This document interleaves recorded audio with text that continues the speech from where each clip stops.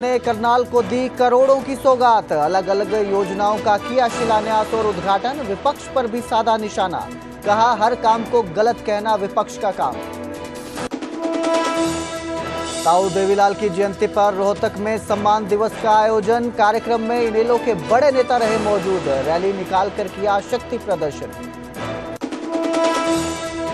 पंचकुला में सीएम सैनी ने किया श्रमदान। स्वच्छता को लेकर प्रदेश भर में चल रहा अभियान। लोगों से एक दिन 1 घंटा श्रमदान करने की अपील।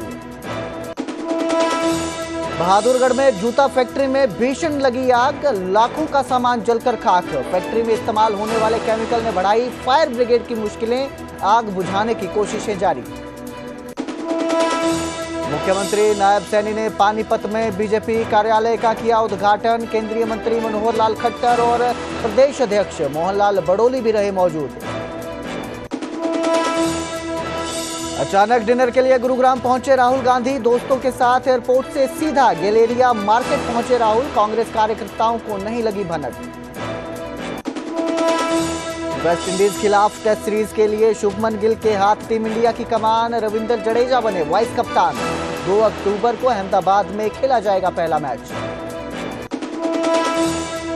सरदार जी 3 के विरोध पर दिलजीत ने तोड़ी चुप्पी। मलेशिया कॉन्सर्ट के स्टेज से बोले, हमारी फिल्म पहले शूट हुई थी लेकिन मैच तो अब हो रहे हैं। देश के खिलाफ कभी भी नहीं जा सकते पंजाबी और सिख कौम।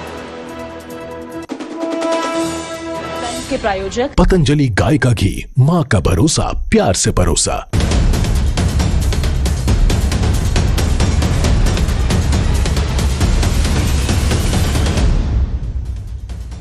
नमस्कार, स्वागत है न्यूज 18 पंजाब हरियाणा में। मैं आपके साथ कुलदीप भारद्वाज। हरियाणा प्राइम की शुरुआत करेंगे लाडो लक्ष्मी योजना से, क्योंकि आज इसका शुभारंभ किया गया है। सीएम नायब सिंह सैनी ने ऐप लॉन्च कर आगाज किया है इस योजना का। तो कैबिनेट मंत्री कृष्ण बेदी, आरती सिंह राव भी कार्यक्रम में मौजूद रहे। पंचकुला में कार्यक्रम हुआ जहां पर लाडो लक्ष्मी ऐप लॉन्च की गई।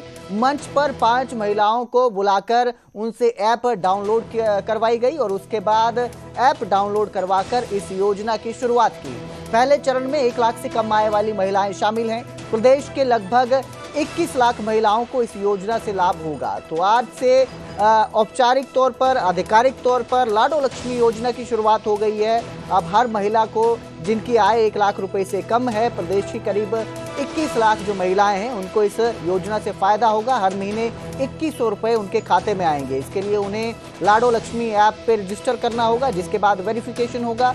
15 दिन में वेरिफिकेशन का ये प्रोसेस रहेगा, जिसके बाद सभी जानकारी वेरीफाई करने के बाद महिलाओं के खाते में 2100 रुपए हर महीने आना शुरू हो जाएंगे।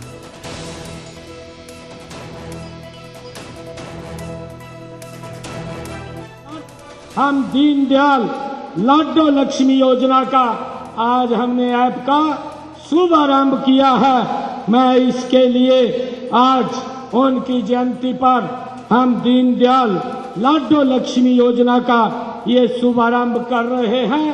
साथ ही इस योजना को पारदर्शी ढंग से लागू करने के लिए आज हमने दीनदयाल लाडो लक्ष्मी ऐप भी लॉन्च की है। इसके लिए मैं सभी बहनों को बहुत बहुत बधाई और शुभकामनाएं देता हूं। लाडो लक्ष्मी योजना को लेकर कृष्ण मिड्ढा का भी बयान सामने आया और उन्होंने कहा कि लाडो लक्ष्मी योजना महिला सशक्तिकरण की ओर कदम है। महिलाओं को सरकार की तरफ से हर महीने 2100 रुपए मिलेंगे। इससे महिला की जन भागीदारी को बढ़ावा मिलेगा। ये एक प्रयास किया जा रहा है कि महिलाओं की जन भागीदारी जो है उसको बढ़ावा मिले। आने वाले समय में और संकल्प भी पूरे होंगे। रोहतक में देवीलाल जयंती समारोह मनाया जा रहा है। इस पर उन्होंने कहा कि अभय चौटाला की रैली से हुड्डा को नुकसान होगा। कांग्रेस में भगदड़ है, विपक्ष अपना नेता नहीं चुन पा रहा है। तो कांग्रेस की अंतःकलह सर्वोपरि बताई है उन्होंने और कहा कि इनेलो की रैली से किसी तरह का कोई प्रभाव नहीं पड़ता है। के डिप्टी स्पीकर कृष्णलाल मिड्ढा हमारे साथ बातचीत करने के लिए मौजूद हैं। सर, पहला सवाल, जिस तरीके से आज मुख्यमंत्री एक बड़ी योजना की शुरुआत कर रहे हैं, लाडो लक्ष्मी योजना, प्रत्येक महिलाओं को 2100 रुपये मिलेंगे, किस और देखते हैं इस कदम को? जैसा कि आप देख रहे हैं, हमारे प्रांत के माननीय मुख्यमंत्री जी ने नवरात्रों के दिनों में लाडो लक्ष्मी योजना का शुभ मुहूर्त किया है। तो ये मातृ स्वरूपा हमारी माँ भगवती स्वरूपा मातृ शक्ति को ये समर्पित है। और जिस प्रकार से जो संकल्प लिए थे उन संकल्पों को पूरा करने का काम हमारे प्रांत के माननीय मुख्यमंत्री नायब सैनी जी कर रहे हैं। और जितने और भी संकल्प हैं, कुछ संकल्प पूरे हो गए, कुछ संकल्पों को आने वाले समय में भी पूरा किया जाएगा। तो मेरा मानना है ये एक बेहतरीन तोहफा और बहुत अच्छे दिनों में दिया गया। देखिए, आज अभय सिंह जी चौधरी देवीलाल जी की जयंती मनाने जा रहे हैं, क्योंकि ये प्रतिवर्ष मनाई जाती है और स्टेट के प्रत्येक कोने कोने में पहले भी मनाते आ रहे हैं। लेकिन आज रोहतक में इस रैली का होना कहीं ना कहीं हुड्डा साहब को दिक्कत में डालने वाली बात है, क्योंकि उनके गढ़ में रैली करेंगे तो कुछ ना कुछ तो डैमेज जरूर होगा और इसका जो नुकसान होगा सीधा हुड्डा साहब को ही पर्सनली तौर पर होगा। दीनदयाल उपाध्याय लाडो लक्ष्मी योजना की शुरुआत पंचकुला से हो गई है। खुद मुख्यमंत्री ने बटन दबा करके ऐप को लॉन्च किया और आप देख सकते हैं कि महिलाएं जो हैं वो अब प्रोग्राम के बाद यहां से प्रस्थान कर रही हैं और ऐप उन्होंने लॉन्च कर ली है। अपने मुख्यमंत्री ने लॉन्च कर दिया, सभी ने डाउनलोड भी की है कि ऐप। जो महिलाएं हैं उनसे भी बात करने की कोशिश करेंगे और उनसे पूछेंगे कि किस तरह वो देखती हैं इस योजना को, उनसे बात करने की कोशिश करेंगे। आप बताएंगे जी किस तरह से देखते हैं इस योजना को जो लॉन्च की गई? सर, ये योजना बहुत अच्छी है और खासकर गरीब महिलाओं के लिए तो बहुत अच्छी है। उन्हें लाभ मिलेगा क्योंकि वो पैसे से तंग नहीं रहेंगी, उनकी कुछ ना कुछ मतलब जरूरत इससे पूरी हो जाएगी। एक जो वादा किया गया था भाजपा सरकार के द्वारा, कहीं ना कहीं लगता है कि पूरा कर दिया गया? सर, बिल्कुल पूरा कर दिया गया। आप क्या कहना चाहेंगे? बहुत अच्छी योजना है भैया जी। सबको जैसे जनानियां घर में काम नहीं करते हैं, घर का काम से उनको बहुत बढ़िया लाभ मिलेगा इसी से। आप देख सकते हैं कि महिलाएं यही कह रही हैं कि उनको लाभ मिलेगा। क्या कहना चाहेंगे? मैं तो कह रही हूँ कि इनकी लिमिट रखी है इनकम की लाख, वैसे ज्यादा होनी चाहिए थोड़ी। कम है थोड़ी। सरकार कह रही है कि फेजेस में इसको बढ़ा दिया जाएगा। अच्छा, हाँ, ये तो चलो ठीक है कि बाद में बढ़ाएंगे और बढ़ानी चाहिए। तो वहीं सोनीपत में दीनदयाल लाडो लक्ष्मी योजना का कार्यक्रम हुआ और इस कार्यक्रम में बीजेपी के प्रदेश अध्यक्ष मोहनलाल बडौली पहुंचे। योजना से प्रदेश की 20 से 21 लाख बहनों को लाभ होगा, उन्होंने बताया। और उन्होंने कहा कि एक फोन से 25 बहनों का फॉर्म भरा जा सकता है। तो बडौली ने यह जानकारी दी कि एक फोन में जो ये ऐप डाउनलोड की जाएगी उससे करीब 25 महिलाओं के फॉर्म भरे जा सकते हैं। वहीं उन्होंने विपक्ष पर भी निशाना साधा और कहा कि विपक्ष का काम सिर्फ झूठ बोलना है। रोहतक रैली पर इनेलो को बधाई दी। इसके साथ ही लद्दाख का कार्यालय में जो युवाओं ने आगजनी की है, आगजनी की घटना सामने आई थी, उसके लिए उन्होंने युवाओं को गैर जिम्मेदार ठहराया है और उनकी जिम्मेदारी बताई इसमें, जिसके लिए जो ये आगजनी की घटना आई थी उसको लेकर। हरियाणा के लोकप्रिय मुख्यमंत्री नायब सिंह सैनी जी ने देश के लोकप्रिय प्रधानमंत्री नरेंद्र मोदी जी के मार्गदर्शन में जो हमने अपना संकल्प पत्र 2024 का जो जारी किया था और उसमें ये बात कही थी कि हम हरियाणा की बहनों को लाडो लक्ष्मी योजना के तहत प्रत्येक महीना कुछ न कुछ देने का काम करेंगे। उसमें हमने स्पष्ट घोषणा भी नहीं की थी, लेकिन एक योजना बनी है कि 23 वर्ष से 60 वर्ष की बहनों को जो फर्स्ट फेज में 1 लाख रुपए तक की इनकम की बहनें हैं, परिवार में कितनी भी हैं, उन सब को 2100 रुपये प्रति महीना हरियाणा दिवस से देने का काम करेंगे।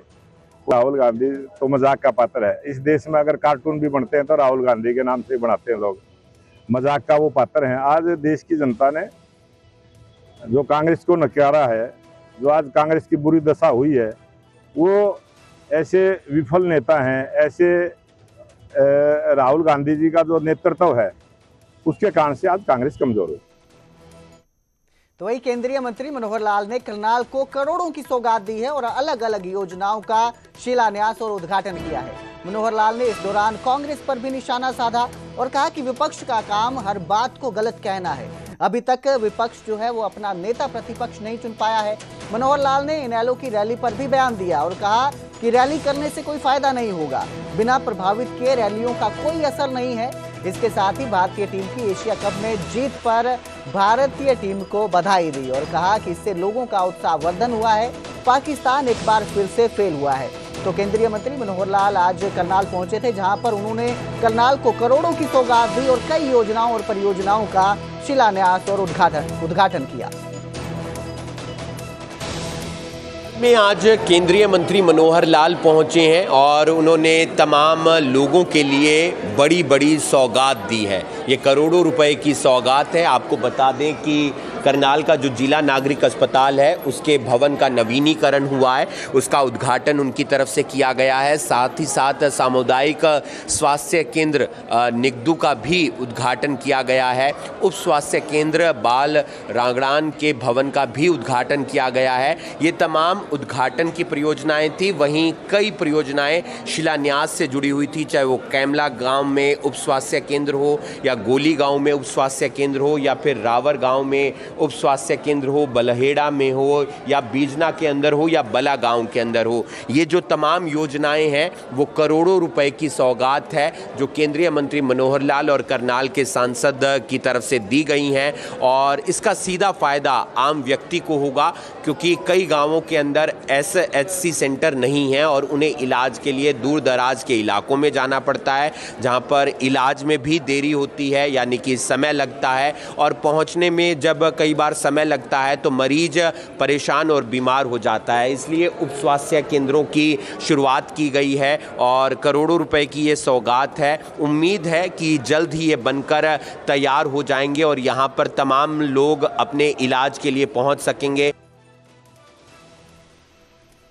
पूर्व उप प्रधानमंत्री स्वर्गीय चौधरी देवीलाल की 112वीं जयंती है। इसके अवसर पर रोहतक में इनेलो ने एक कार्यक्रम आयोजित किया। सम्मान दिवस समारोह का आयोजन किया गया और रैली को रैला का नाम दिया गया।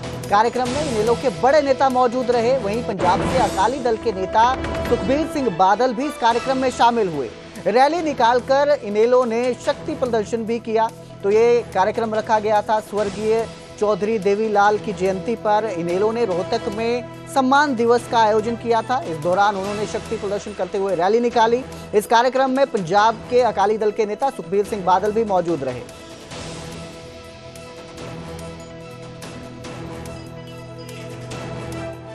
खेतरी पार्टी विच जमीन आसमान दा फर्क है।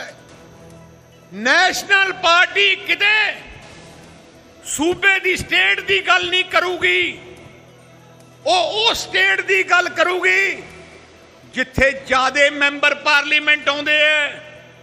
ਜੇ ਹਰਿਆਣਾ ਤੇ ਯੂਪੀ ਵਿੱਚ ਕੋਈ ਸਮੱਸਿਆ ਆ ਜਾਏ, ਨੈਸ਼ਨਲ ਪਾਰਟੀ ਦੀ ਸਰਕਾਰ ਹੋਏ, ਭਾਵੇਂ ਦੋਨੋਂ ਸੂਬਿਆਂ ਵਿੱਚ ਉਸੇ ਪਾਰਟੀ ਦਾ ਸਰਕਾਰ ਹੋਏ, ਉਹਨਾਂ ਨੇ ਯੂਪੀ ਦਾ ਸਾਥ ਦੇਣਾ ਹਰਿਆਣੇ ਨਾਲੋਂ। ਕਿਉਂ?